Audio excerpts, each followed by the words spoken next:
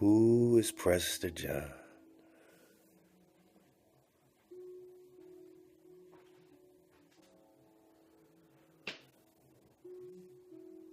Well, for now, who are you?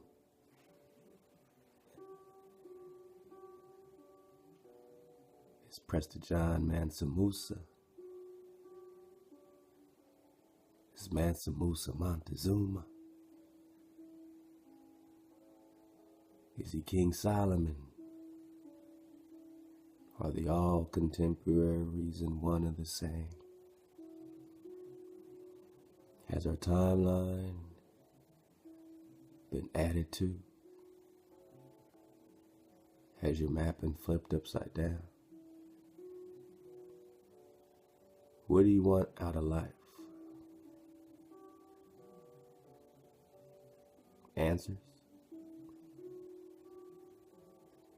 A place to ask questions. An opportunity to be hijack free. Who is Prester John?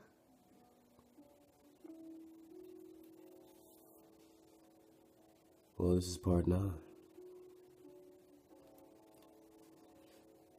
And we always enjoy relaxing and vibing in 432 hertz. Like pulling these up, finding everybody who's dropping that frequency. Because it's all about the vibration. You need vibration to forgive. You need vibration to love. You need vibration to comprehend. Vibration to see. Vibration to dream. To acknowledge. To accomplish. Oh, this vibration is deep. Now let's go. Empire of magic, medieval romance, and the politics of cultural fantasy by Geraldine Hang. In Egypt, where the Musa stayed for 3 months. The Mansa, the Musa. Remember Mansa Musa.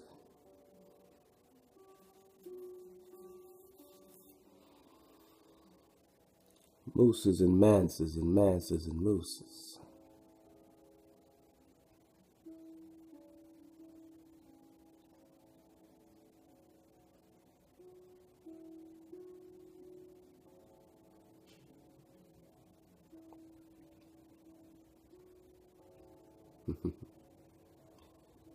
Pictures of ancient black Buddha was a revolutionary freedom fighter against the Euro-Aryan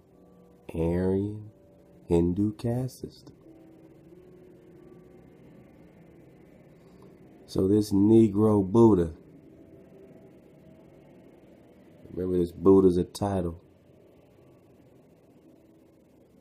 Remember all this hijack, this Atlantean hijack, but this particular, what they're calling Black Buddha, was a revolutionary freedom fighter against Euro-Aryan Hindu caste system that oppressed and exploited the indigenous black Indians.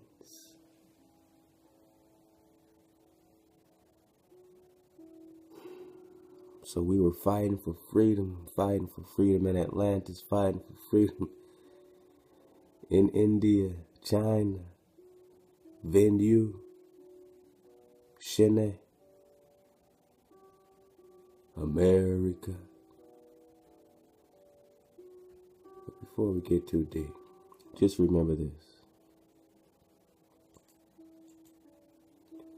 Musa, according to this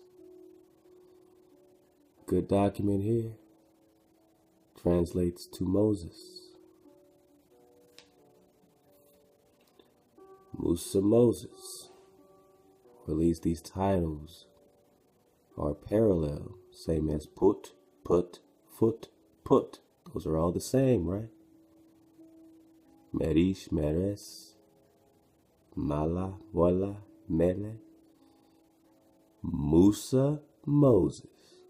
Get the picture. All right. So where where Mansa stayed for 3 months, the Mali ruler magnanimously gave 50,000 dinars to the Sultan and thousands of ingots of raw gold to the shrines which received him and the officials who entertained him, causing the value of gold to fall by 10% to 25%, with the sudden glut and inflation to develop the image of Mansa's splendor. So this Mansa, when he gave all this raw gold, the value, he gave so much gold that the value fell by 10% or 10% then to 25%. It was just flooded with gold. Now you hear all this gold around this title of a priest, John. You hear the gold around the Solomon splendor. Has your timeline been flipped on you? I ain't gonna play it, but it's right here. You pull it up, parallel timeline.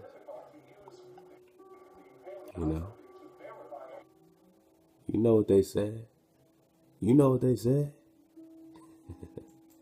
All right, fine. I'll play 1 minute, just for you. These descriptions, the creators of modern chronology, namely Scaliger and Batavius, trying to astronomically solve the problem of those eclipses, were not able to do it without leaving out some of the data provided by Thucydides, who, by the way, says he was a witness of this. So what Pimenko did, he said, let's make no presuppositions about this. Where are the exact astronomical solutions for this triad of eclipses? Vibrate. There turns out to be one in the 11th century AD, and one in the 12th century AD, and no others. So what Pimenko does quite regularly is when he will appeal to astronomical arguments to try to determine which is the principal one, and his conclusion, and however crazy it may sound, it is extraordinarily well argued. Go ahead. Is that the only legitimate history is the modern history from about 300 on, and most of that, by the way, is from 900 on. I played this so much that you know what we're getting at. And there's another video that we'll, get back to with the Russian chronographers verifying everything that was just laid out here. If you can hear that the only legitimate history is after the 900s, most of it. And that got us back into our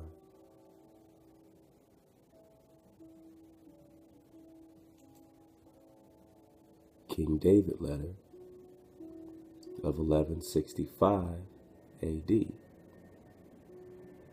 Letter of King David. Is this a heir of King David? Was this a actual letter from the David dynasty? Was it a letter from King David or Solomon? But when we're talking about Mansa Musa, and we're talking about the gold with the sudden glut and inflation and developed, the image of Mansa's splendor reached Europe in Ame'rican maps from the 1320s, the most lavishly in the Catalan Atlas of 1375, the ruler of Mali is portrayed like a Latin monarch, save only for his black face. Bearded, crowned, and throned. Bearded, crowned, and throned. Bearded, crowned, and throned. Always remember, we're just talking about Prester John. Bearded, crown, blackface. Okay.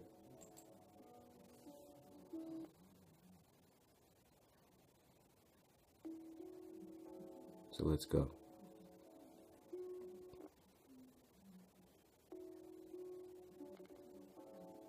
Mansa Musa, Mansa Musa. Musa's a title. Musa Moses, Musa Moses. Moses a title. So how are we going to do this? So abundant is the gold which is found in his country, said the Catalan Atlas of Mali's ruler, that this Lord is the richest and noblest king in all the land. Fernando Armesto observes that since the Maghribi impure were the termini of the gold trade, new attempts mounted from within Latin Christendom in the middle and late 14th century. All right, so we're talking about this same dynastic kingdom, this letter from who? From what?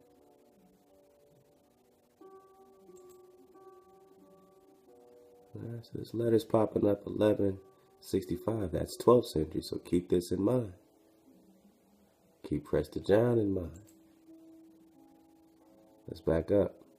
Bearded, crowned, and throne with panoply of orb and scepters. Now we got this scepter. Pay attention to how much this scepter keeps popping up. This emerald scepter. Prester John is said to have this emerald scepter. Mansa Musa is given this scepter. King Solomon has this scepter. He is perceived and presented as a sophisticate, not a savage, a sovereign equal in standing to any Christian prince. If the Catalan's depiction of the Mansa Musa seems strangely to coincide and resonate with the 14th century wish for an African Prester John, so they're looking for this Abyssinian Prester John in Ethiopia and all throughout Africa, and of course Columbus brings a Hebrew interpreter to find this Prester John across the river from the Great Khan. Columbus brings his Hebrew interpreter to find Prester John across the river from the Great Khan. Man, it's a mouthful. Mansa Musa strangely coincides and vibrates with the 14th century legend or myth or wish for an African Prester John. So they say, you know what, this legend about this guy strangely coincides and resonates with this guy. Very interesting, right? Let's keep going.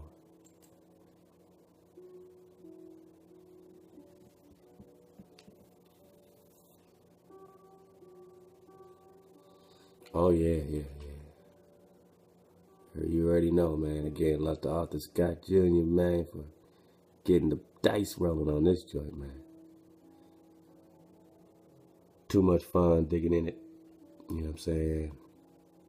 Too much fun getting through this, man. And I got so much more to get through, man. We got so much great family sending us so much, wonderful links, man. So, you know who you are, man. Love to everybody.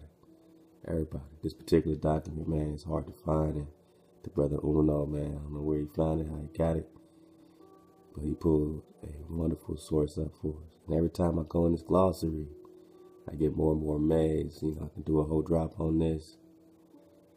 But again, when you see Christians and they try to, hijack this Prester John, they'll hijack Solomon to being a Christian. They'll hijack King David to being a Christian. All of our Israelite kings were Christians to them. But according to this Ospe, the words of Jehovah, and this glossary with all these symbols, Christians or Christians, a brotherhood of warriors that were named Christians in derision or mockery by the Hebrews, one who rushes into a multitude of rioters, savages, right, with the sword, enforces peace on these savages, these rioters. They're riding to Rome and to the crown over there, saying, oh, these people are nothing but rioters. They're just at war with each other. So they said, okay, well, since they're rioters, they're savages, take the sword, convert or die, enforce peace. This is a true Christian, one who, with the sword, enforces peace with the sword. Convert or die. That's a true Christian. A people whose faith is in arms or military might and standing armies. Guns, guns, guns. And all these words are synonymous, according to this document, with Christian. Brahma, Buddha, Christ, Baal, Asherah, Dagon, Vishnu, Ashdod, knowledge and wisdom are used synonymously in this way. Krishna, light, Po, Tien, Wa, Manito, and in fact a score of others. All right. Hold that. Keep that in mind. Remember this Ewata. We're going to get into a whole chapter on this Ewata, a North American Indian, a kind of Abraham with whom he was contemporaneous, meaning living at the same time.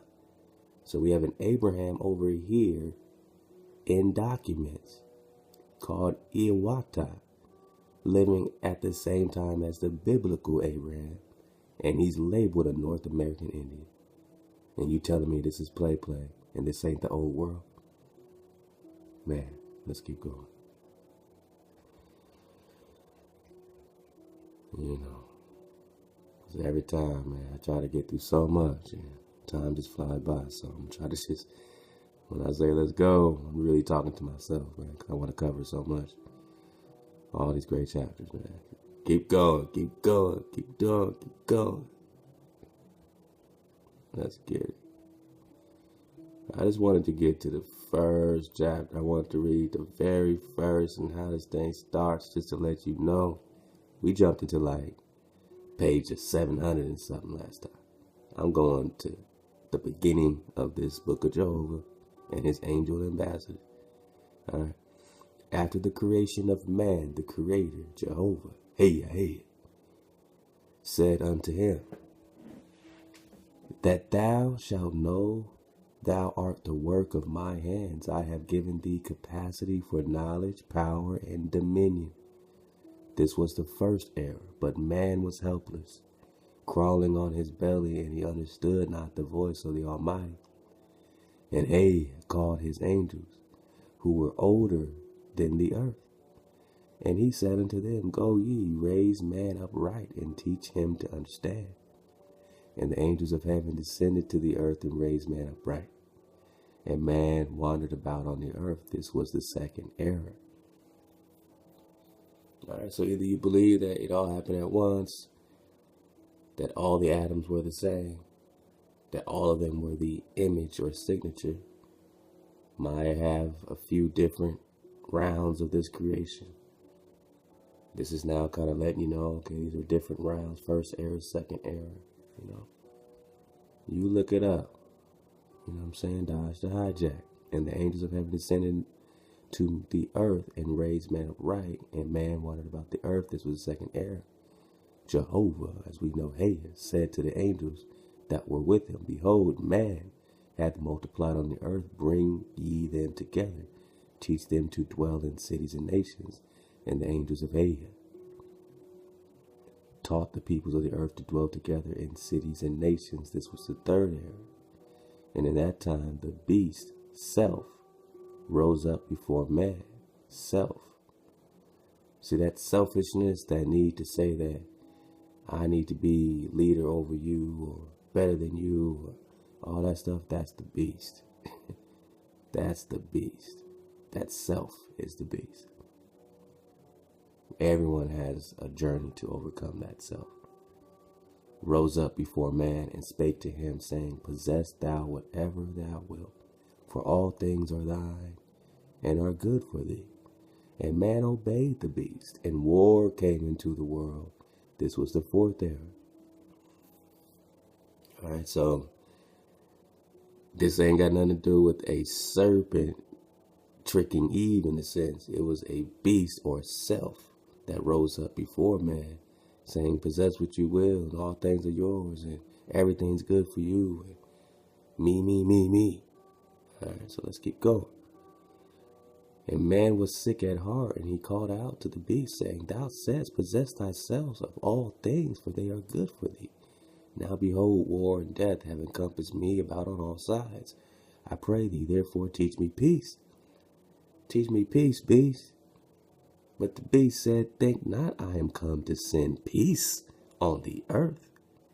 I come not to send peace, but a sword. Remember what a Christian is? Take that sword, get your peace with the sword. But a sword, I come to set man at variance against his father, and a daughter against her mother.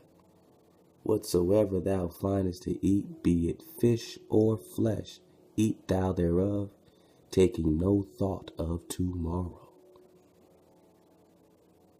You see, even in the New Testament, hijack, when it's talking about, you know what I'm saying, all the debates between eating meat, and Christians try to spin that to be, oh, it's just swine. But, you know, you say all meat's good and this, and this. I mean, this is where the doctrine's coming from. This beast telling you, whatsoever thou findest to eat, be it fish or flesh, eat thereof, take no thought of tomorrow. Separate validation outside of what many has been building, you know, with the Dr. Sebi diet and Professor Spirit diet, different things, man. Just that meat in general is dead flesh. You're eating dead energy. And man ate fish and flesh, becoming carnivorous. This is the parasite. These are the parasites in you when you eat flesh. Vampires and darkness came unto him, and he no more heard the voice of Haya and believed in him. This was the fifth era. Listen up. And the beast divided itself into 4 great heads. What are the 4 great heads? There's smaller heads too. But what are the great heads of the beast, according to this document? And possessed the earth about, and man fell down and worshipped them, all 4. And the names of the heads of the beast were Brahmin. Oh, we're going to get into this Brahmin. Buddhist. All these are synonymous with what? Christ, Christian, Christ. Brahmin, Buddhist, Christian, and Mohammedan are the 4 heads of the beast, according to this all-span Book of Jehovih. And they divided the earth. Did not these religions and energies 440 hertz divide the earth and apportion it between themselves, choosing soldiers and standing armies for the maintenance of their earthly aggrandizement, their own gain, their own glory. And then it goes into, you know what I'm saying, how many each had. We're going to get, you know, much deeper, but I just wanted to let you know how this thing started. So, you know, we just belly flop into, you know, page 700 and something. I mean, this baby's in the beginning and the end. It's hijacks. It's hijacks throughout. We know that. So, what is the private conversation? What can we research? What are we bringing out? And here is the drop. Who are the heads of the beast? Where is the hijack? What's the head of the hijack? They divided the earth. Let's go. Now, in this book of Allspay, it speaks about Gautama. Let's get it again in the glossary.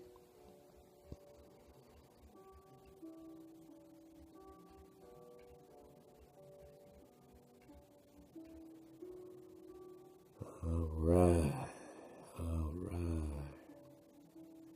Remember the shepherd kings, the Zoroastrians. We're going to get into Zoroaster, man. Just got to keep going. And remember the name Allspay. Allspay means sky, earth, and spirit. The all, the sum of corporal and spiritual knowledge as at present. That's what this book, that's the definition of the title of this book. Look just for a second. Remember this Gautama. Gautama, the cosmological name of America. Literally the last foundation, the last spirit foundation, the last revelation. It's all coming back here. This is the last stand. The cosmological name of America. So I just happened to type it in. I was looking and just came upon this map. North Gautama, South Gautama. And look at what Africa is called. Arabinia. Body bag. For the illusion. Arabinia? Arabinia? Man, that reminds me a lot about that Al-Qabulan map that has everything flipped the correct way, which to you would be upside down. This is upside down. And it has all these, pre-colonization names throughout Arabinia, and they're all, Arabic, titles for the most part. And now you see they found you in Gautama, Negro, and they took you from Gautama, Negro, and they took you here, Negro. And they took these people here, all the Negroes of Asia, capturing them throughout the Genghis Khan situation in the 1200s and before, and taking them and putting them here, taking them out of here, putting them here, which is why all these tribes are stacked on top of each other, speaking different languages. Look over here, you got Japheth. Remember, I was like, where are these other places located? So another map had Pan, P-A-N. See this area looks like something submerged right here. There is a huge continent here. Some call it Mu, others call it P-A-N, Pan. You have Japan over here. Japan, that P-A-N comes from Pan. Pan, they spoke a language called Panic. When you research the philology of it, it's a Panic language, Panic.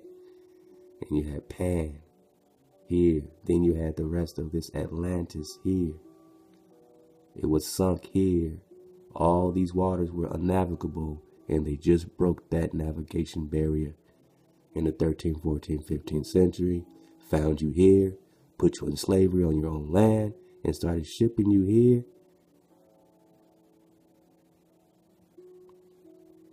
Man, we've been spread to the four corners of the earth. But don't forget about the submerged lands that will reemerge when the water levels drop back down. Very interesting. Arabinia. See, Vendu, Japheth. So you got Japheth, Europa, Helest, Venu, and Arabinia. And that was their situation. But it all had origin here as Thoth. And all that Egypt and all that Africa business was here. You don't see it here. It wasn't here. It was here. Then they took it here. All right, let's go. Before I go crazy. So remember, when we're talking about this noble image of Mansa Musa, just remember what Ronald Sanders says in Lost Tribes and Promised Lands. And you can get this right out the library. Go to the drop, 432thedrop.com. Go to the library and enjoy it. Free PDFs. Download them.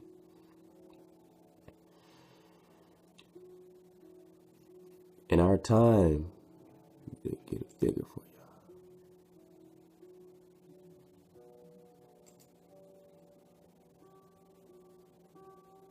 y'all. Alright, in our time, we had saw that we wanted to leave a passionate desire to return to his country and came upon him. He went to ask leave of the Prestor and went with him, and we urged it with great insistence, and we begged it of him, yet no order was it ever given. So far it is known, Kabelahan ended his days in Ethiopia.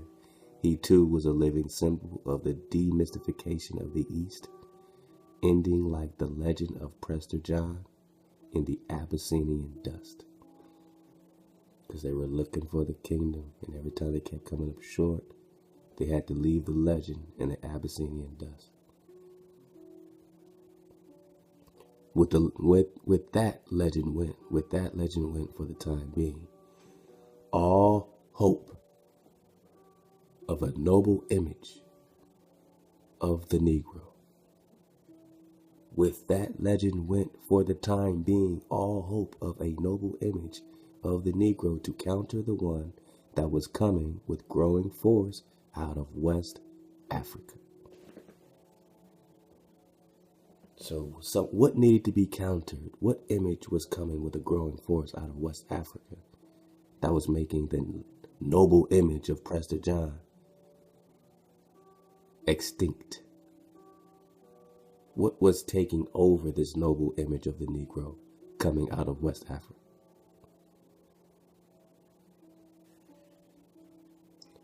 It was the erasing. It was the erasing. Who is Prester John?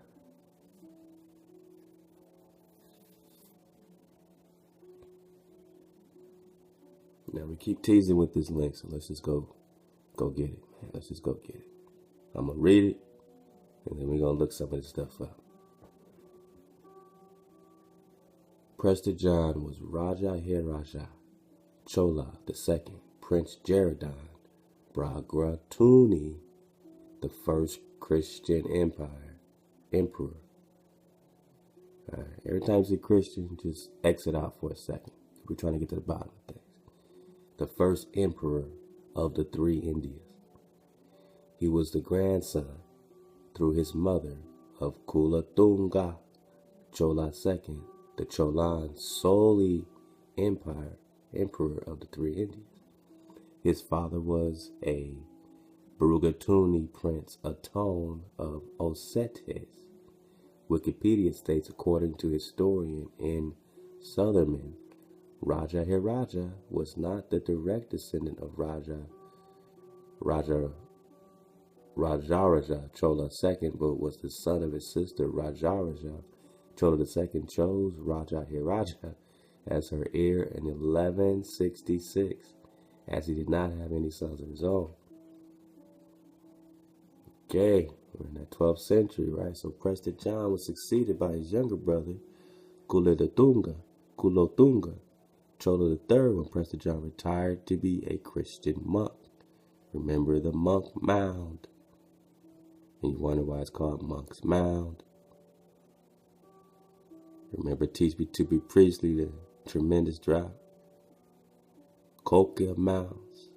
Kulotunga helped Prester John's son, Vikrama Pandyan, by his Pandyan wife, to become the Pandyan king. So he had a Pandyan wife, and he became Pandyan king, Prester John's son. We're going to look up this Pandyan. Vikrama's son, Jatavarman, rebelled against his Cholan cousin. Now, I know this looks crazy and sounds crazy, but that's why we've been setting this up. That's why this is part 9 of the investigation of Prester John. Because for 8 parts, 2-hour drops, we've been setting this up. That's 16 hours of setup, just so you don't feel like it's absolutely crazy to start relating this stuff to what's happening with this India, and how this is all related. This venue, the hijack, whether he was hijacked or not, who is he? What is his bloodline? Is his bloodline a hijack, or was he hijacked personally? You know what I mean? Or did he get hijacked by this historical timeline business? Alright, so Vikrama's son, Jatavarman, rebelled against his Cholan cousins, but was defeated and submitted to Cholan overlordship. Jatavarman's brother, Maravarman, on succeeding him, attacked the Cholans and became the emperor of the three Indies. This is play. He restored the policy of religious tolerance in the empire like his grandfather Prester John. Religious tolerance. Does it mean that he restored the law? Or he's just talking some Christian stuff? However, his son Merivarman Sundara II was defeated by Rajendra Chola III, the grandson of Kulatunga Chola III. Merivarman's the second son, Jatavarman III, seized back the throne of the three Indias. His son Maravaramban was killed by his illegitimate son Vira when he declared his legitimate son Sundara as his heir. Civil war broke out and Sundari asked for Muslim help. The Muslims eventually seized power for themselves. Remember Prester John, he was taking out a lot of Persian armies. Sundara's daughter, who married the Australian Javanese king of the Rubani, Gadi, and Mani, is proclaimed empress of the three Indias, and from 1350 to 1530, her descendants who followed an Indianized Jewish Christian faith reigned as the Prester Johns, or Pandian emperors of the three Indies.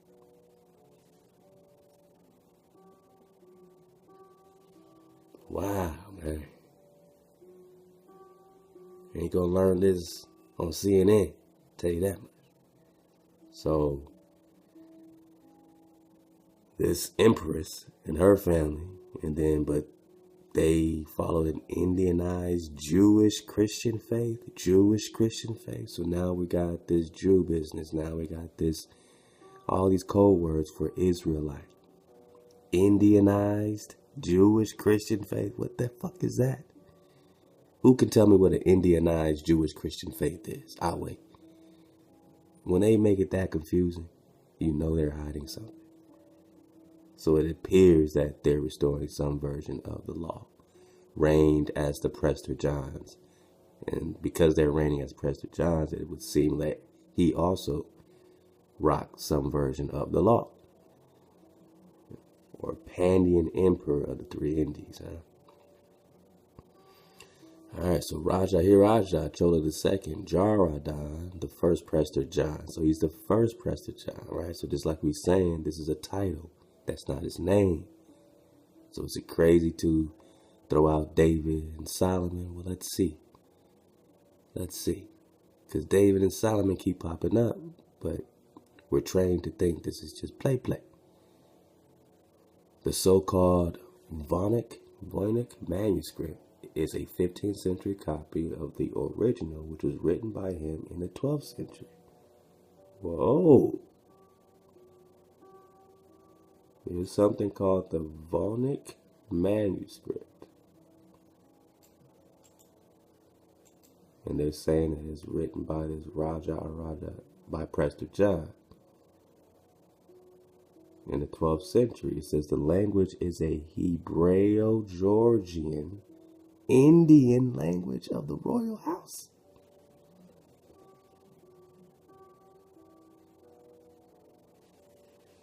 All right. So what are we talking? Sanskrit Indian? Or, which way you want to go with this, George? Oh, and George does play. King George does play. This Georgian, remember Georgia and Russia, remember Rus, remember the House of Ross, Clan Ross. Remember Russia's named after Rus. Rus is Ross, Clan Ross. Remember the Picts. Remember their origin here in the Hyborian map here. I don't got time to keep going back. You gotta surf the wave. So we're not playing because this Hebreo keeps popping up. Indianized Jewish Christian faith is popping up. Let's keep reading. Right quick. I know I put it up for a reason. I'm just gonna drop in this, man. I ain't gonna take no time on it. Is there really a PDF? Is there real? If there's a Voynich Manuscript PDF, I'm gonna lose my mind. I'm gonna lose my mind, man. You can download them here. Get the fuck out of here. You silly guys, what are you talking about? That's pretty crazy. There's a manuscript written by Prester John. How come nobody told me? How come none of y'all told me there was a manuscript written by this guy? We could have been digging this. The Voynich Manuscript is written in an unknown alphabet. An unknown alphabet? Well, you know what I'm saying? According to my mains. Where's we at, y'all? Don't you play. Nah, it's not unknown. According to this dot, the language is a Hebreo-Georgian Indian language. That's unknown. Well, that sounds crazy. Hebrew, Georgian, Indian, Jewish, Christian, Indianized. You see what they doing to you? What are they hiding? What's going on?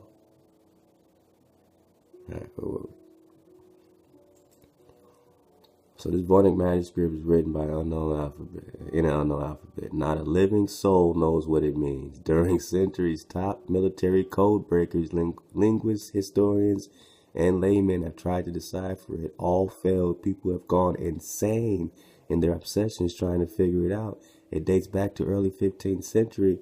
Enjoy the meticulous illustrations of botanical fantasies. Botanical fantasies, or is this some other level of vibration that's supposed to be waking you up right now, that you're supposed to be stumbling on right now? Oh man, please tell me I can download this, man. Come on, man. Come on, man. Come on, baby. It's me, baby. It's me, baby.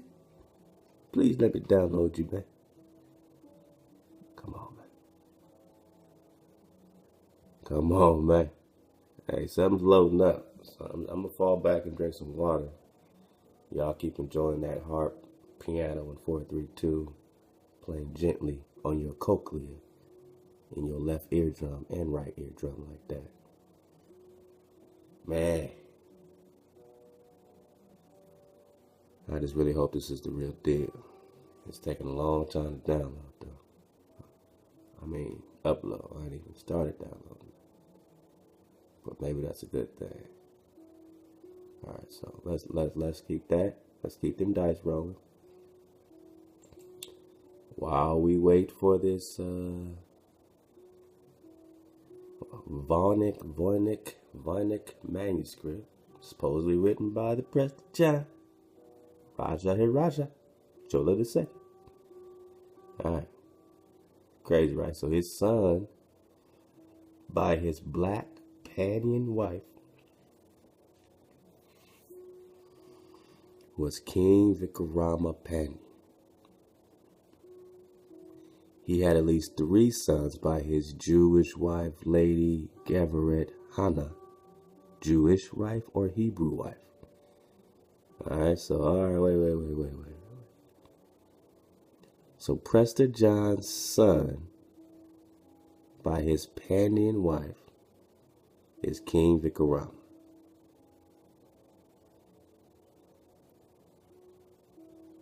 And then it said he had at least 3 sons by his Jewish or Israelite wife, Hannah, Lady Hannah. Alright.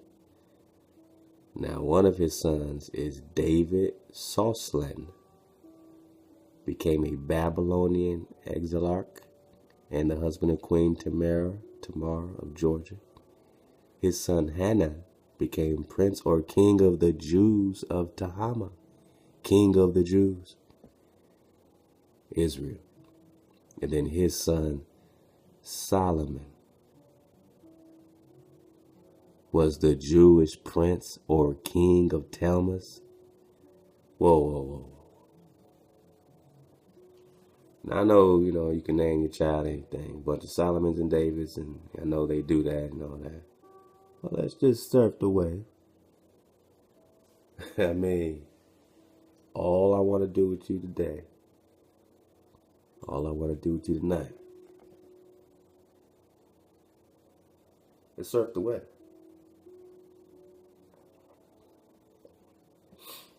Now, in 1165, this king right here, consequently, it seems somewhat suspect for historians and theologians to confer historical validity to the existence of King David II. while maintaining his ancestor King David never existed, the inquiring mind will immediately ask why. The researcher of history will find references to the 12th century King David, ranging from Christian patriarch to Mongol ruler. The researcher of hidden history, I guess that's us, Drop Nation. We're researching hidden history. We'll find references to the 12th century King David. We're looking for it. Ranging from Christian patriarch. Prester John was a Christian patriarch. I told you they'll make even King David a Christian patriarch. So Prester John's being made a Christian patriarch. To a Mongol ruler. To Mongol ruler.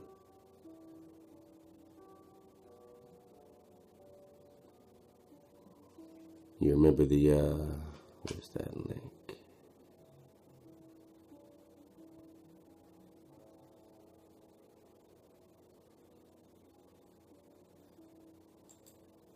You're up.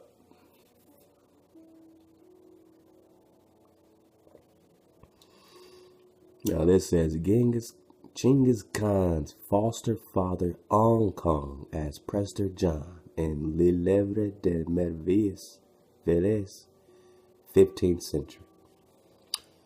We're talking 15th century. We're still here. Mongol ruler, he's the foster father. Genghis Khan's foster father. He's on Khan. Khan's a title. So this whole drop paints him as the foster father being taken down by his foster son, who basically hijacks his title and all that stuff. Hold up, man. Did our thing? Oh. Wait a minute. Is this the drop? Is this the drop? Don't you play? Oh, man. I think they trying to play, y'all. That's shit. That ain't even right, y'all. What they doing to me ain't even right, man. Now I gotta wait again, huh? Yeah, they had it up, but it was like hella small. Let's see if we can get a better copy of it. I ain't gonna take too much time, like I said. Let's just go to the first one. Not be complicated.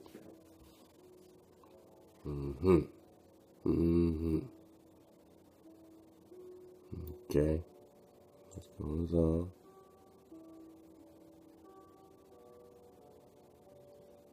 As big as I can get it.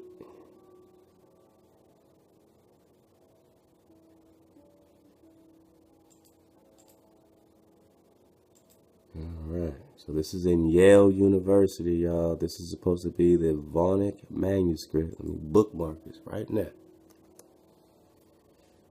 And, you know, of course, we probably can't read it because it's in some crazy Hebrew, Indianized, Indian.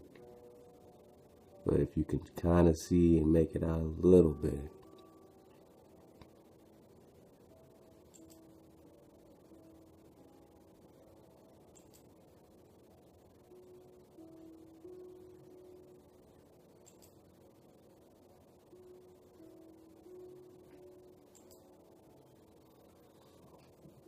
It's a lot of photos, a lot of pics. I'll just scroll through it quickly, and you know this is drop. You know this is drop, and even if you cannot make it out, somehow these pictures go a long way. So. Anyone, let me know if you can find a downloadable version of it. This is pretty amazing, as you can see. And I'm glad that we stumbled on this together. So this is supposed to be the manuscript of Prester John. Wow. Wasn't expecting that.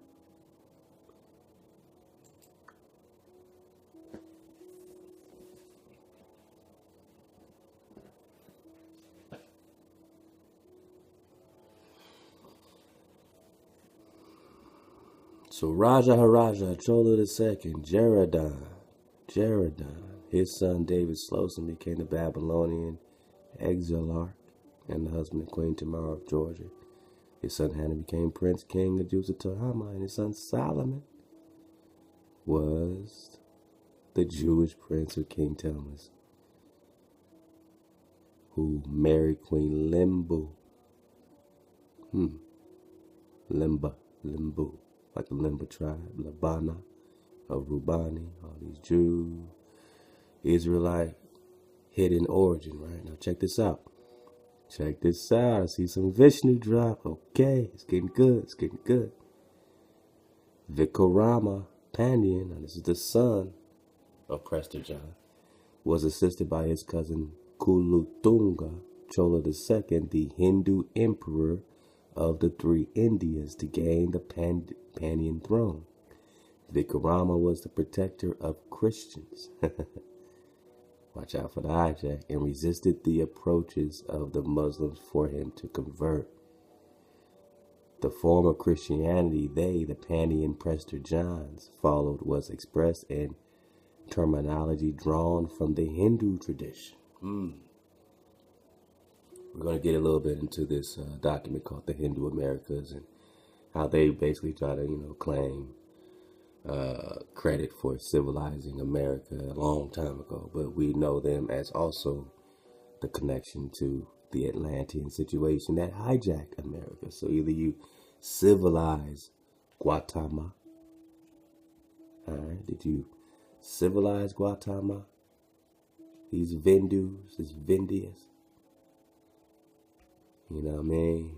Was it all just leftover hijack? Was there some babies in the bathwater that they left behind that's connected to, you know what I'm saying? Remember, you go to India, you ask for the Indians, to them, they'll go find some people that look like Negroes. Not Africans, Negroes. They'll go to these little, outskirt spots, desolate spots where there's tribes of Negro-looking people, saying that those are the Indians. So how does that connect to Vindu, Guatemala?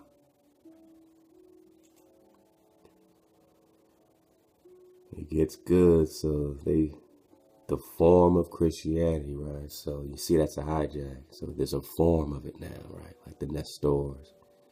They, the Pandyan Prester Johns, followed was expressed in terminology drawn from the Hindu tradition, just as the Christians of the West saw the mythologies and legends of the Greeks and Romans as seeds of the gospel. So these Christians saw the Hindu writings as seeds of the truth.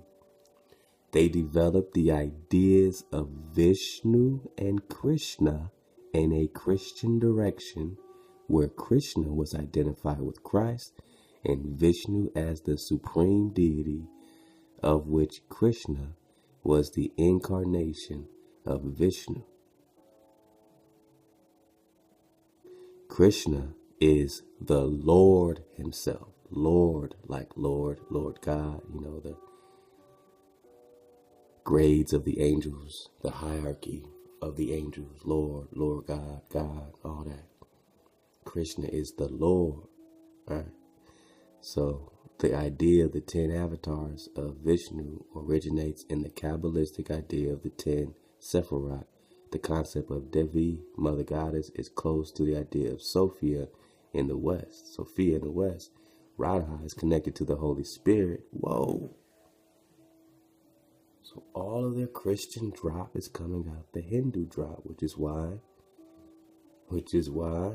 I'm glad I kept this up, man.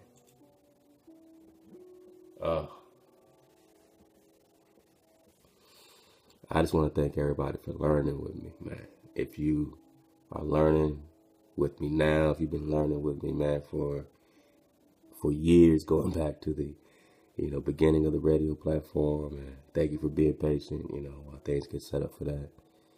You know what I mean? So we got to do it right. But I'm learning. I'm not here to teach you. I'm not your teacher. I'm your brother.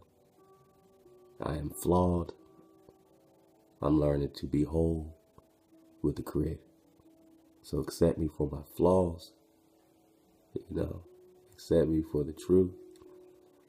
But I'm learning with you. So if you learned with me before, you learned with us before, you ain't learning with us no more. Thank you for learning with us before. If you haven't started really learning nothing with us yet, then we look forward to learning with you. And if you're learning, you surfing this wave, then man, pull out your best surfboard and get up on it. Get up on it. So yeah, just remember that Algonquin, United States of North American Indians, before their destruction by the Christians. That's Algonquin, the United States of North American Indians. This is just a glossary of the strange words used in this book. Don't trip.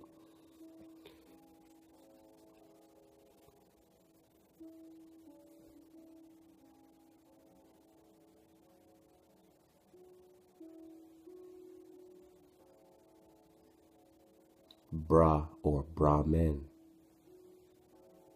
Wisdom, knowledge, right? They said all that's synonymous with Christ, according to what they're saying. Bra was the founder of Brahmanism, contemporaries with Abram or Abraham. So we need to get to the bottom. Is Bra contemporaries with Abraham, or is one, hijacking the other? What's really going on with this bruh? What's going on with this bruh? Every time you see synonymous with warrior, they're just talking about warrior as in the Christian brotherhood of warriors. With the sword, they enforce peace. Remember Christ. All the words synonymous with Christ. Wisdom, knowledge, education. The god Luamang. Remember we were talking about this Luamang? He's the false god Christ. Falsely took this name. It became synonymous with warrior. Brotherhood of warriors. With the sword they enforce peace. Brahma, Buddha, Christ, Baal, Asherah, Dagon, Vishnu.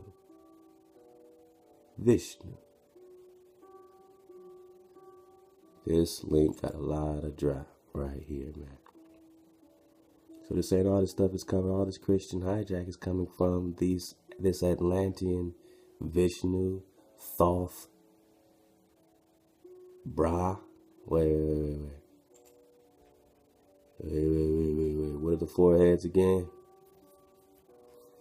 What are the four heads of the beast? Shall we remind, Drop Nation, the four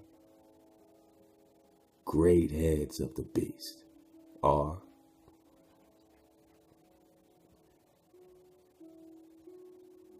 and the names of the heads of the beast were Brahmin, Buddhist, Christian, Mohammedan. They divided the earth and apportioned it between themselves.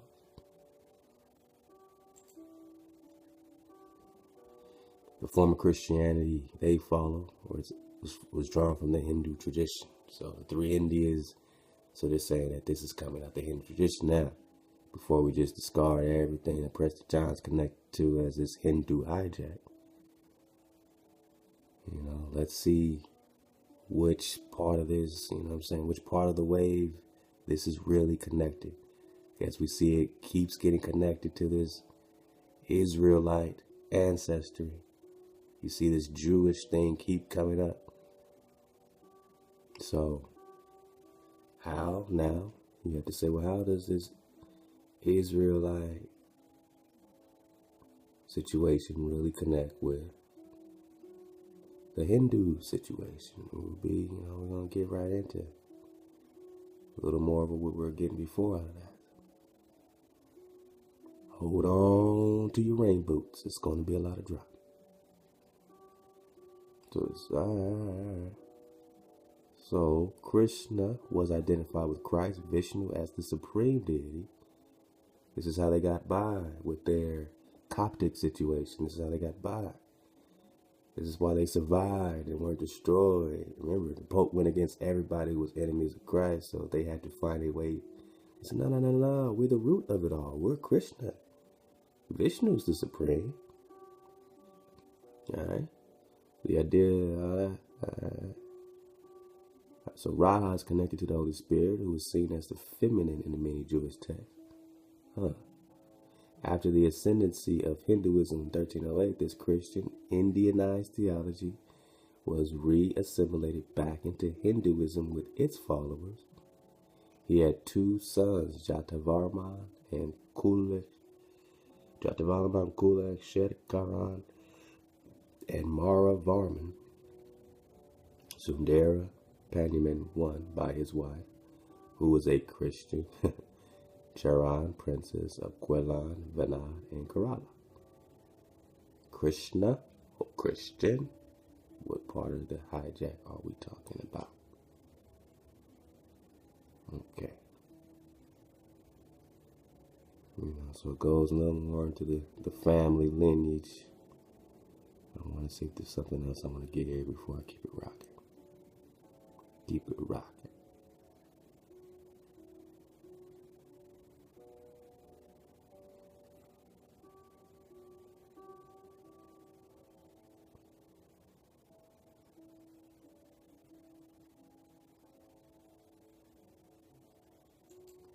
You know how I like maps, man. I see a map, I gotta click it, man. So this says land of Benjamin.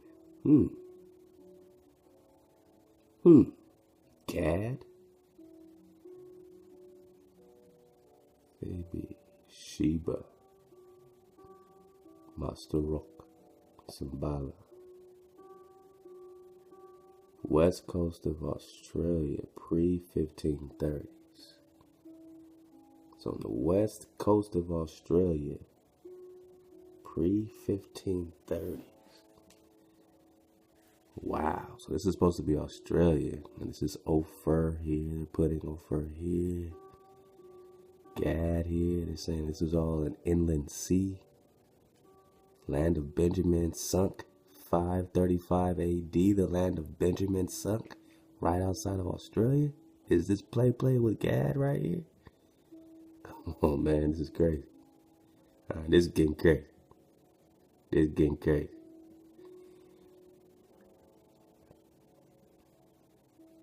King of Heber.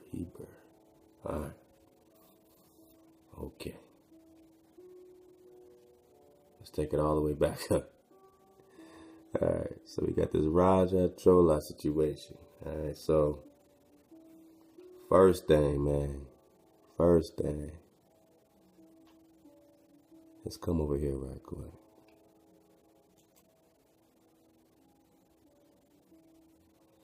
This is a site called Genie.com, Genie.com, in which you can pretty much, trace some type of obscure lineages. And I keep seeing this Georgia thing, and again, we talk about the Georgia, Russia, Rus, Clan Ross situation. It seems to be a possible connection with this lineage of this, so-called Priest John or David or Solomon line, with this Clan Ross line, with this House of Andros, bloodline. Everything that's connected over there seems to be connected over here as far as the bloodlines are concerned. The fights that are going on here seem to be going on there. Whether it's the Jacobite uprising or, whatever the case is.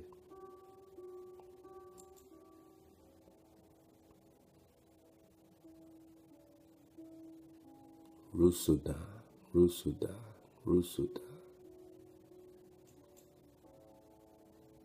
See, I've been fishing for dynamite. Tamar, Queen of Georgia. Tamar, Queen of Georgia.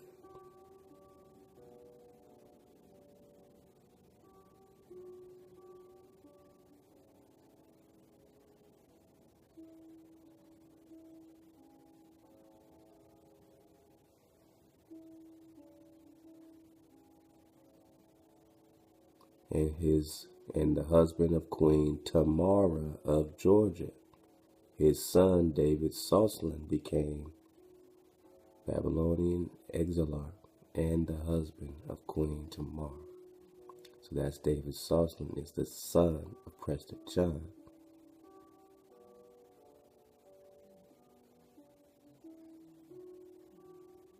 So they're calling him Soslan, David Soslan. So who's this David Soslan? Apparently he's the son of Prester John or Solomon or David. But he's David. Remember we were talking about in our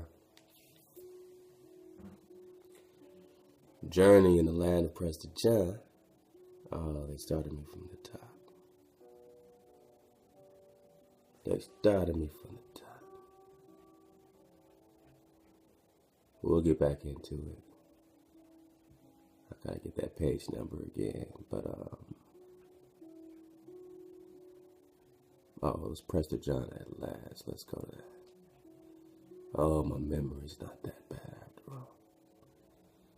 All right, let's go to 76.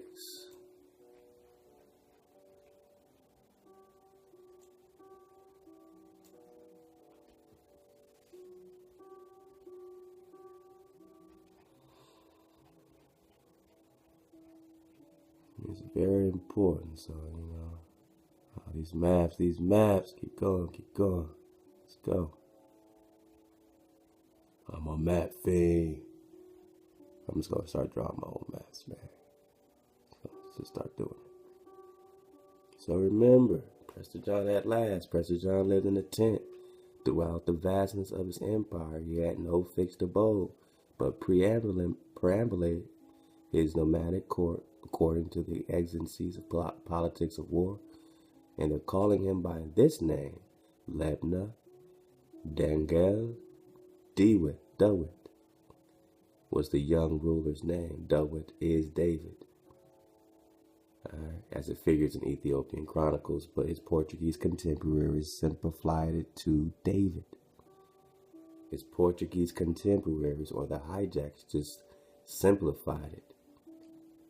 Instead of calling him his full Lebna Dangel Dawit, just call him David. Nice and easy. As for the fancy title bestowed on him by European imagination that died hard, the Moors and Abyssinians called him Emperor.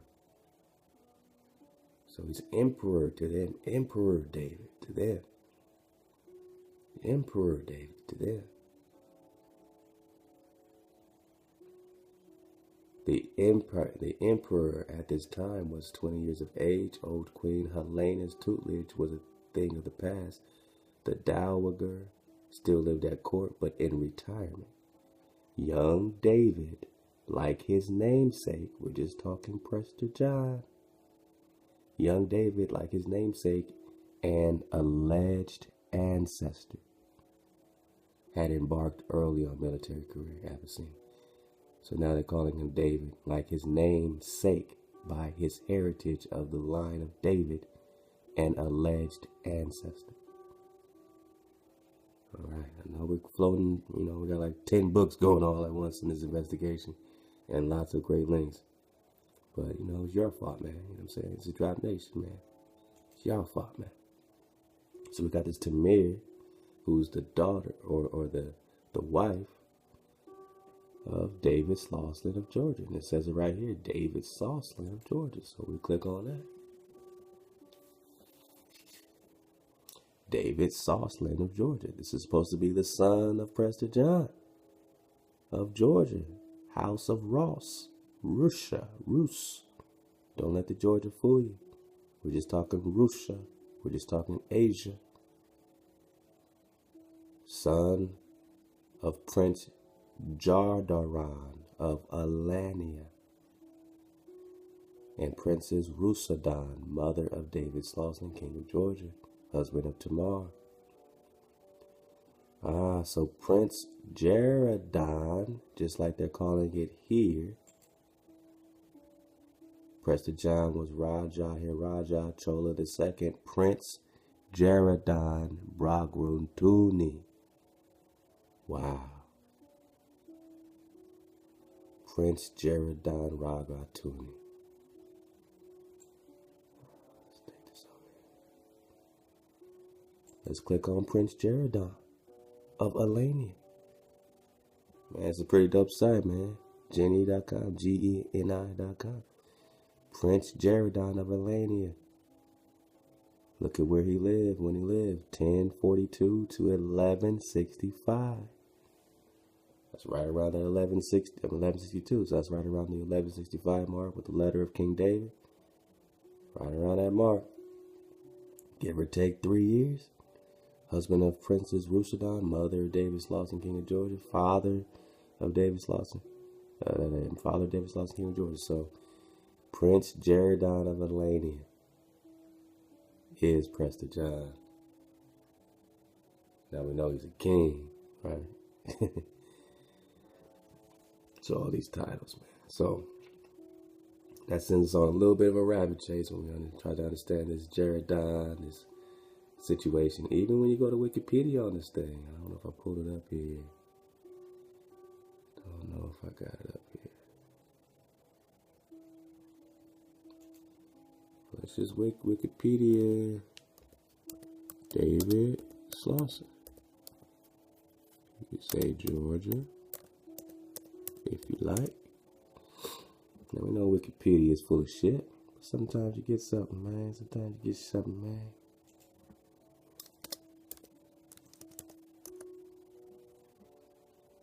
Sometimes you get something, man. So they got David IV, the Bragatuni dynasty. Who's these Bragatunis? King of Kings, David. King of Kings, David. They couldn't even front. They still gotta, keep his melanin on them. Even though they iconoclast and tried to whitewash his image. Successor is Demetrius, so they're calling his son Demetrius. That's another name for, I guess, David Slauson. Must also be Demetrius I, or one of them. Or the brother of Demetrius I. Also known as David the Builder. Have you heard of him?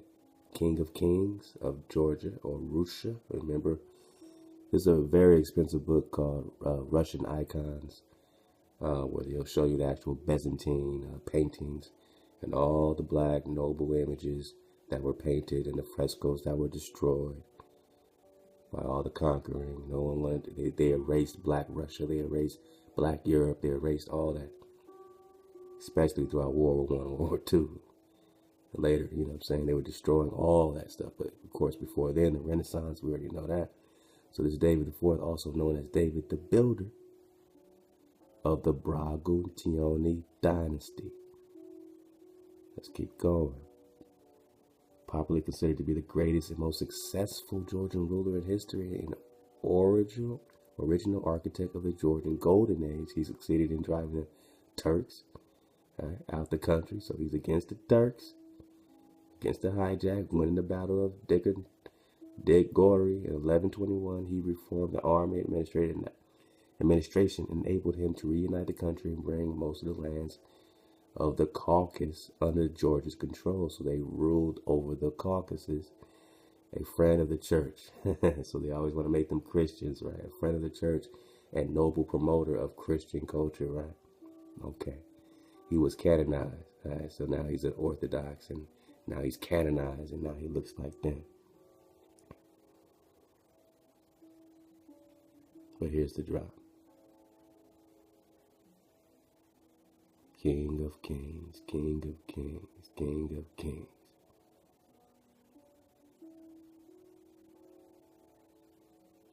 Family background. David bore the name of the biblical king prophet from the Georgia Bagratids, claimed their descent.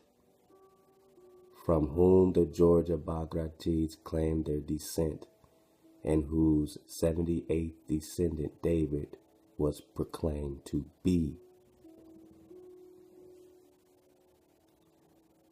So whether this is the David, or someone close up in the dynasty, or someone who's just, following some lineage, just like the Abyssinians and the Ethiopians and the Queen of Sheba lineage, right? Life of King of David, according to the life of King of Kings David, King of Kings.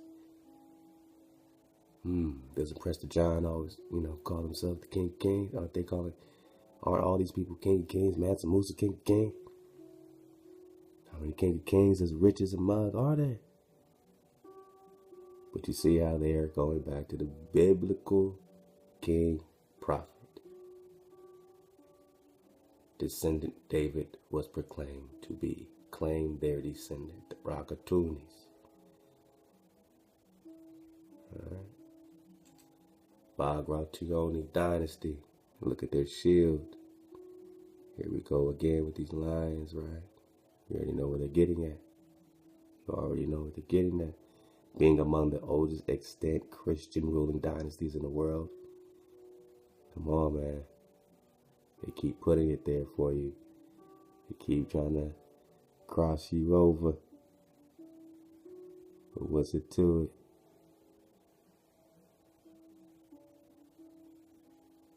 So they're just fighting, all the hijacks, apparently. They're part of this noble family.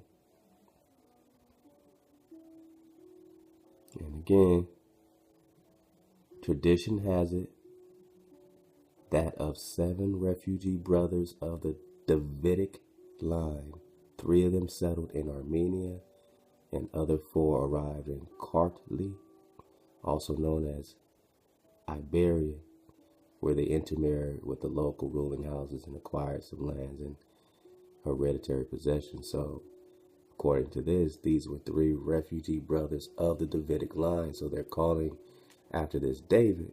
Now they could be David, or they could be, of the line. Either way, we're talking Israel here. The tradition enjoys general acceptance up into the 20th century. While the Jewish origin, let alone the biblical descent of the Bagratids, has been largely discounted by modern scholarship. So what are we counted for, according to modern scholarship, as black people? So this modern scholarship, and largely discounted, doesn't mean it was discounted by everybody, which is why you always gotta look for that minority report.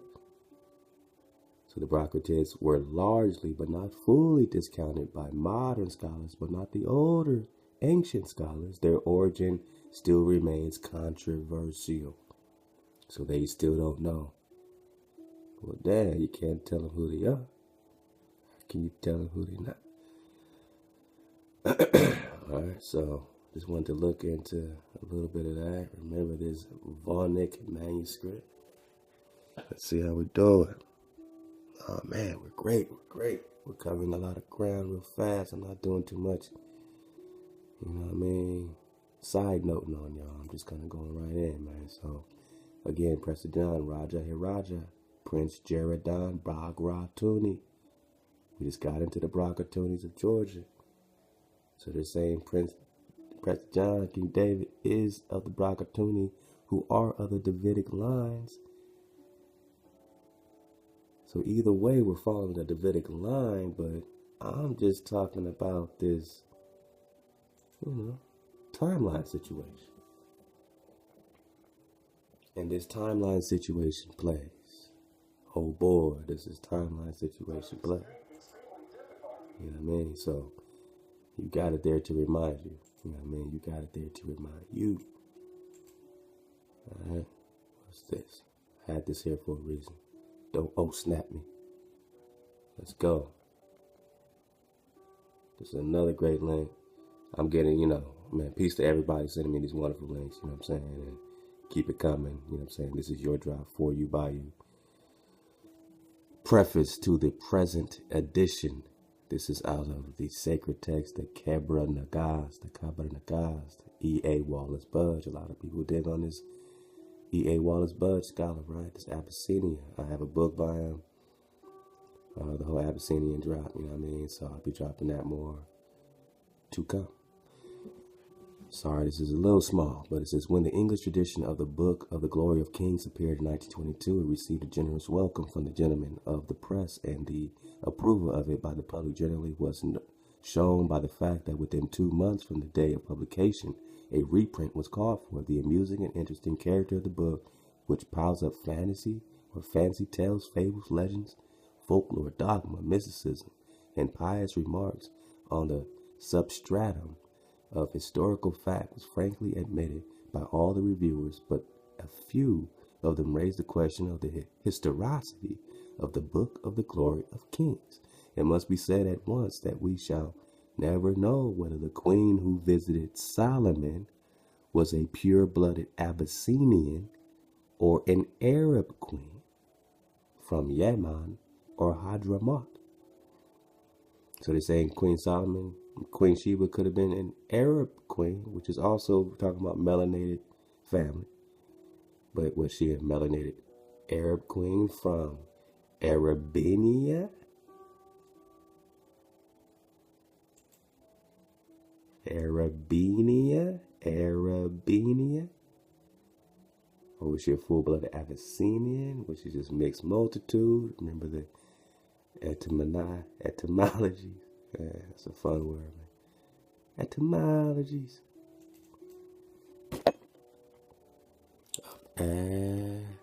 Abyssinia?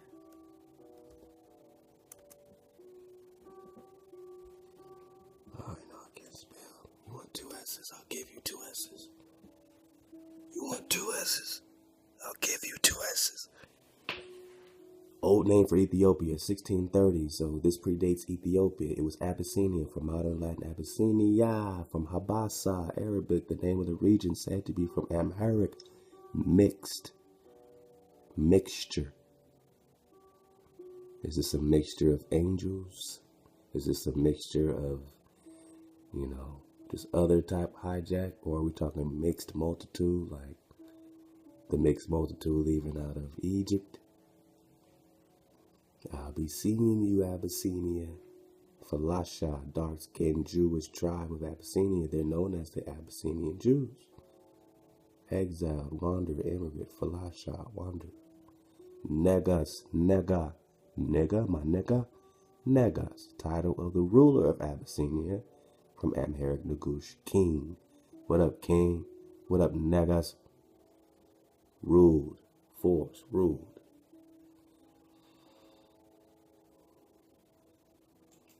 Kabranagast. So was this Sheba a pure-blooded Abyssinian or an Arab queen from Yemen or Hadramaut or some other part of the great Arabian Peninsula? But the tradition that some queen of the south did visit Solomon is so old and so widespread that a kernel of historical fact, however small, must be hidden somewhere in it. Must be some babies in that bathwater. It would not surprise me if Sidney Smith or C.J. Gadd one day published in the great corpus of cuneiform texts from the tablets in the British Museum a Sumerian or Babylonian inscription telling how some great queen from latter-day India paid a visit to a king of one of the city-states like Etana or Mesanapada, or the great Sargon or God, to be instructed in the wisdom and civilization of his day. So was she from India? The story of such a visit would be noise abroad among the nations around the caravan men, and the scribes of the day would incorporate it in historical romances. It is quite possible that the story of Solomon and Queen Sheba is based on one which is far older. Something like this has actually happened with the history of Gilgamesh. Let's get it. A king of Uruk. In the Ethiopian history of the exploits, Alexander the Great. In the latter work, the scribe tells us how the Macedonian king sought for the waters of life, fountain of youth, waters of life, and how he made his way through impenetrable forest and arrived at the sea of the waters of death, and how he tried to fly up into heaven, all of which is described in the epic of Gilgamesh, the prototype of Alexander to the scribe. The meeting of Gilgamesh with Sudori, the Sabatu, inner innkeeper, ally wife, finds its counterpart in the meeting of Alexander with Kudaka, Candace, the Queen of Ethiopia, which country, by the way, Alexander never invaded. Alexander found such favor with Kundaka that she invited him to her private apartments and shared her bed with him. The beauty of Kundaka overcame Alexander, just as the beauty of Makeda overcame Solomon, or Sheba overcame Solomon.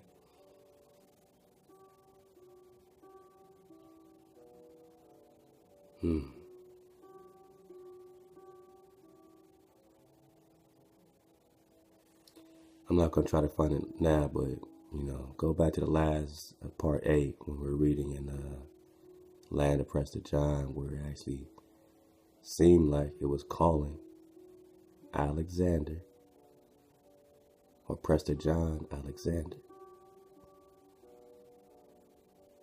And how the timelines are on top of each other. So this Alexander the Great had the same situation with this Ethiopian queen. That's all I gotta say. And now Solomon had the same situation. Did Prester John have the same situation? I mean, if we're saying that he's the husband of Princess Rusudan,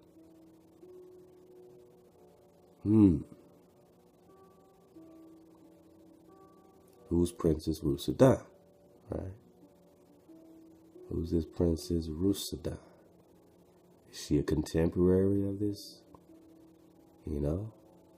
Solomon Sheba, Prince Jeradon, Rusudan. All right, let's keep going. We got a few more minutes here. We're doing a great job tying it all together.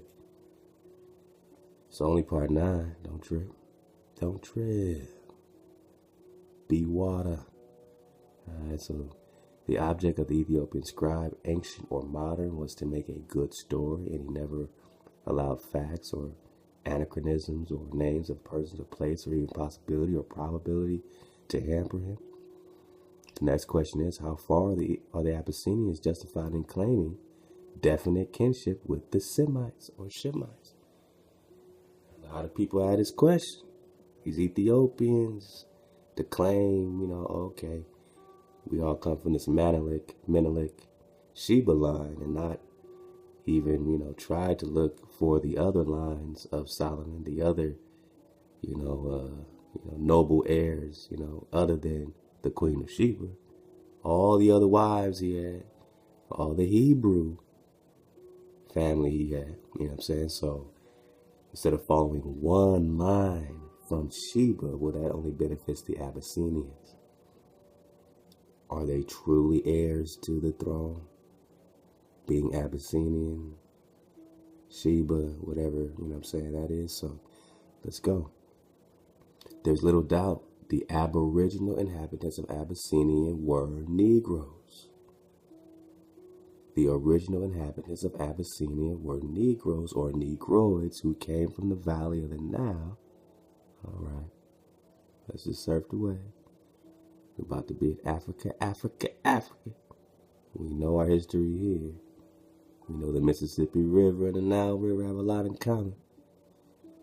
At a very early period, which must be called prehistoric tribes and peoples who lived on the western side of the peninsula of Arabia, made their way across the sea from Asia into Africa in the south to some place like Babel, Babel,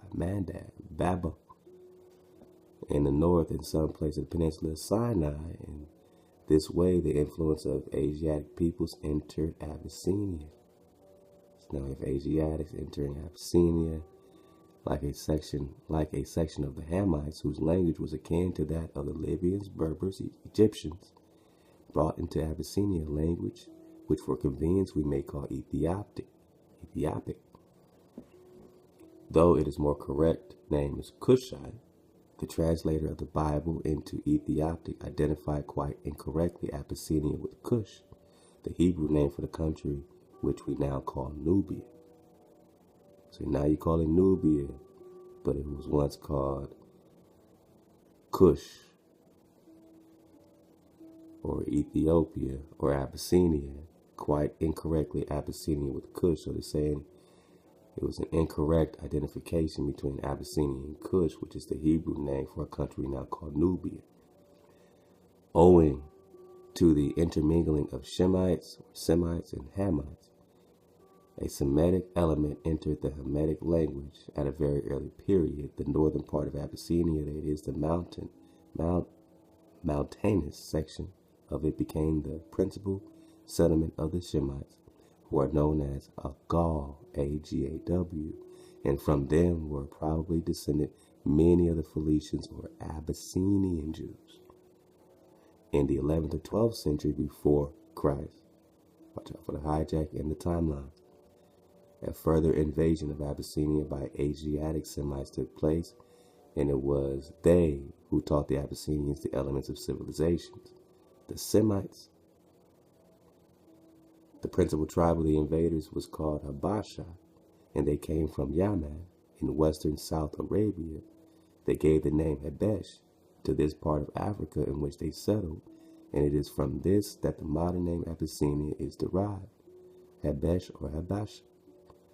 The immigration of Semites from Asia went on steadily during the following centuries, and newcomers introduced the writing which was current at the time in Arabia and trades, arts, crafts 2 or 3 centuries before the Christian era. They succeeded in forming a kingdom. The capital was Aksum. The Shemites, Israel, who settled in Upper, Middle, and Lower Abyssinia, Ethiopia, became merchants, traders, and such trade and commerce as existed at the time. They were originators and organizers. The Semites who settled in and about Aksum were known as Ag-Azian. The free is called. The free. The language they spoke is called Ge'ez, now frequently called Ethiopian. From this is derived the modern language of Tigray, called Tigrina. The language of the Semites in Middle and Lower Abyssinia is known as Ame'rican or Amharic. The Abyssinians at that period had no literature before the Semites came. Look it up. Check it. Details of the downfall of the Semitic kingdom, which has Aksum for its capital, are wanting, but we know that its successor was ruled by kings who were pagans.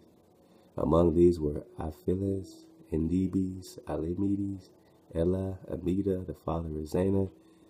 The father of Zana of the Greeks, who reigned in the first half of the 4th century of our era. Ezana, who has been called the Constantine of Abyssinia, was the greatest king of Abyssinia known in history, and he adopted Christianity as the national religion of his country. So it was adopted into Abyssinia. And that's when all this, that's when it got crossed back into the Krishna situation. With the coming of Christianity, Abyssinia literature came into existence. From the facts summarized briefly in the preceding paragraphs, it is clear that the Abyssinians or Ethiopians as a people themselves prefer to be called or more to the Semites than the Hamites or Negroes or Egyptians or Greeks or any other people with whom they came into contact in prehistoric or historic periods. So we of course know that these Negroes are Hebrews, are Shemites. But, we're dodging the hijack. When these Christians write things, they take the Negro and they want to put them next to the Hamites and put them in there. When we know Ham is Cham, and we know that we are the copper color races here. And they never doubted that Solomon was the father of the son of the Queen of Sheba. Alright, so let's go and get into that. I just want to keep surfing because there's more to get here. I might have to get it next time because I want to cover some more stuff. So, alright, so we're just getting started. In this little drop. I'll keep that going for us, man. Remember, we're only talking about Prester John. We're only talking about Lebna Dango DeWeet. We're only talking about young David for his namesake and alleged ancestor. So if we got a little bit, Got about 10 minutes or so.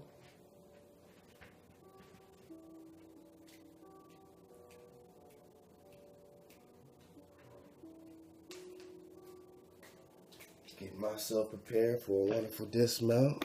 We're going to get a little bit into this Hindu America. Just a taste of it. Excuse me while I get our little lifeline going for 10 more minutes. A-OK on the battery pack. And it's nothing more comforting, man, than journeying with, like-minded, like-energy folks. So when I say I love y'all, man, I really mean that, because without y'all, shit, I might just be in the void, all lonely. Alright, so we're going to touch a little bit on this Hindu America, just to let you know it ain't play. And of course, we got to dodge the hijack. Now, this is an article. It's a little blurry, but I'm just going to get to it. And who discovered America? I mean, this is cold work. Now, of course, they're going to try to just give you hijack images still. But look at this guy, frontier, Gandhi type. So you know what this is, Gandhi type. India, right? Is not this picture from Central America very similar to that of Khan Abdul Ghaffar Khan, popularly known as Frontier Gandhi? So this guy in Central America looks very similar to Khan Abdul Ghaffar Khan. So they try to say, oh yeah, well, that's the connection. And hey, yeah, but they're also going to, of course, try to get all the credit, say that they're the indigenous and these people are the indigenous and all that crap, right? But we know the truth, man. We know the truth. So let's just check out this part right quick.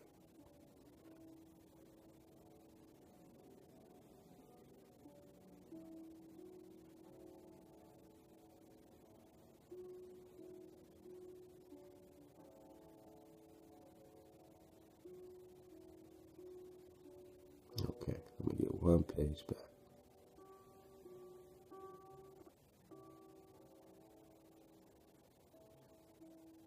All right, let's go. Let's make our dismount. We are in Hindu America. I will leave the link. We'll definitely be getting a lot more out of this. Dodge the hijack as usual. Who discovered America?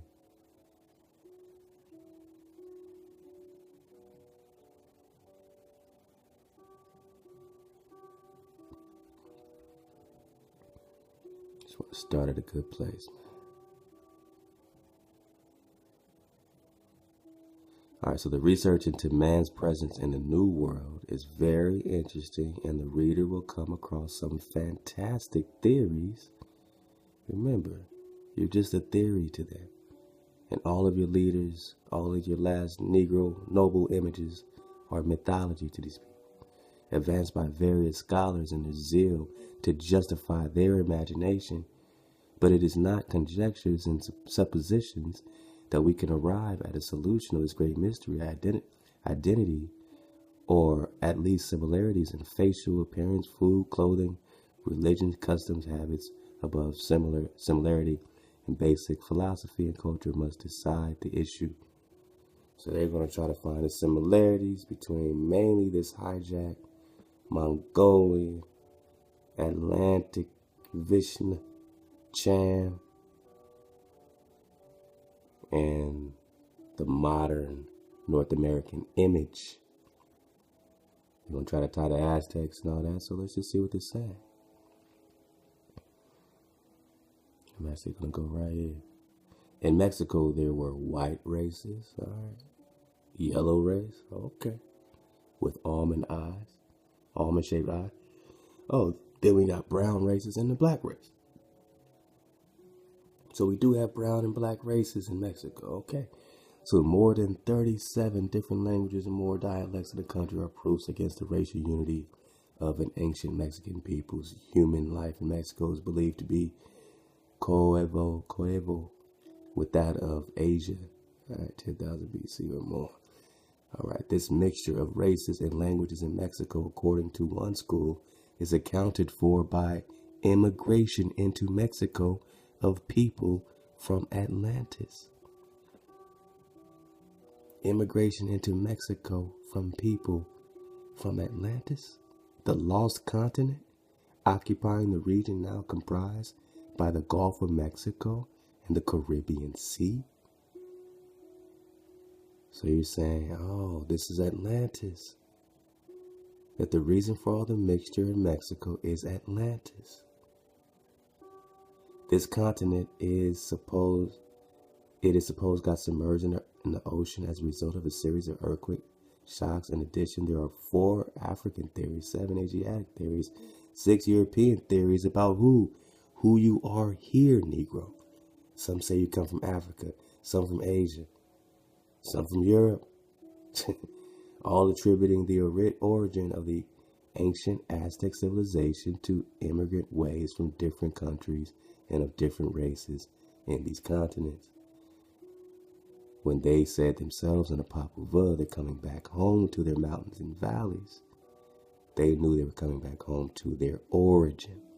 While these theories are mutually conflicting, yet they unmistakably prove that the Aztec culture and civilization are not autochthonous or original, but have an immigrant origin. Well, they would like to believe so because they want to claim the origin here.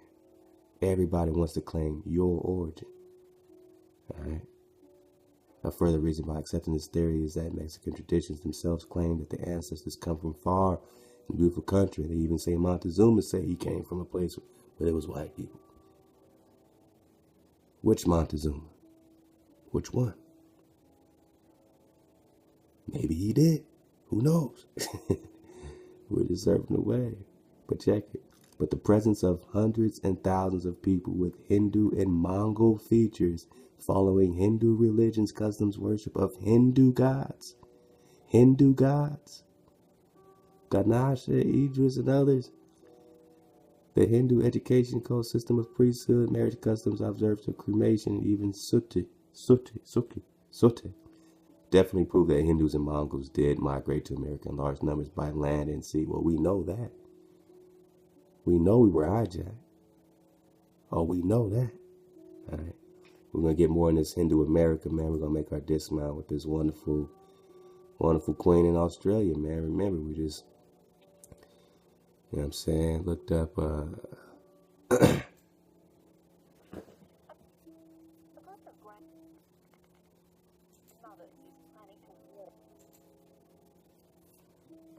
remember when we talked about Australia?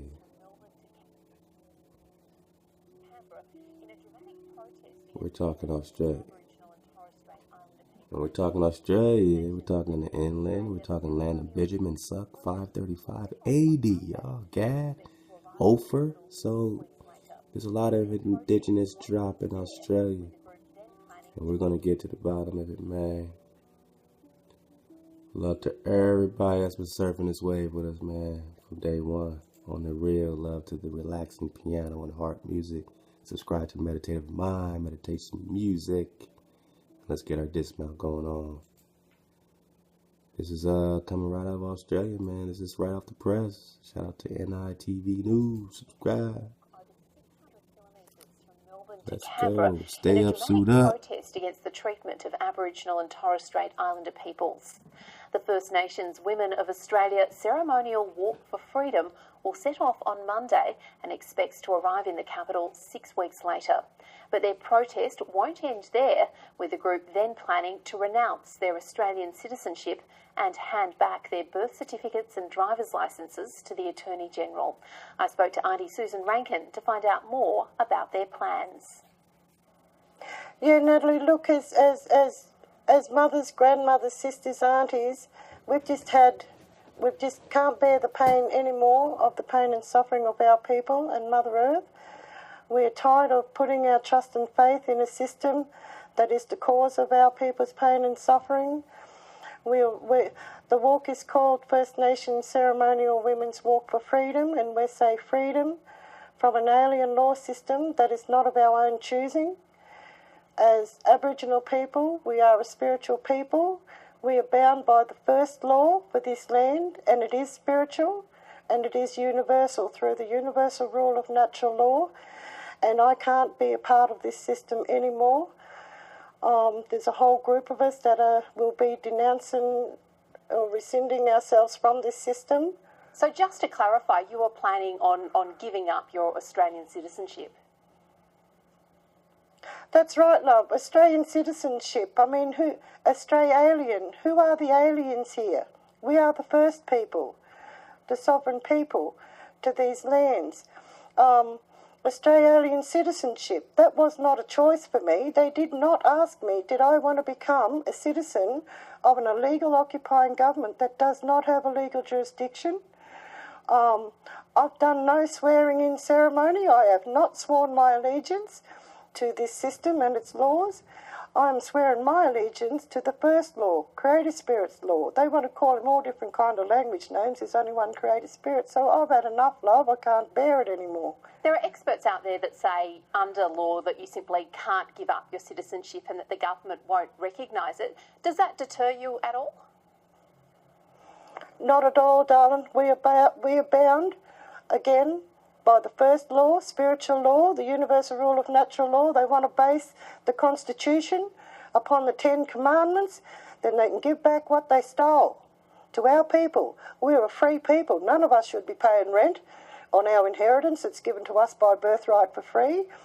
Whatever they say, it means nothing to me because they do not even have a legal jurisdiction in a land that they still technically cannot produce the documents of consent for, free of duress and any undue influence. So it does not matter what they say. I don't want their money. I don't want this system. I'll walk out with the clothes upon my back and put faith in Creator Spirit and Mother Earth through nature to provide for me like they always did in the past. If I have to be the fool to step out front and lead the way and lead our people out of this system, then so be it. And after you get to Canberra, Auntie, and you've renounced your citizenship, what is the plan then? My plan is to go back out, occupy all vacant land, all state parks, natural reserves, and set them up as self-sufficient, self-sustainable, dry healing camps, creating our own economy through ecotourism. We have the gifts, the skills, the brains within our own culture to do this. Independent from government funding. As long as we need government funding, that is the chains around our neck.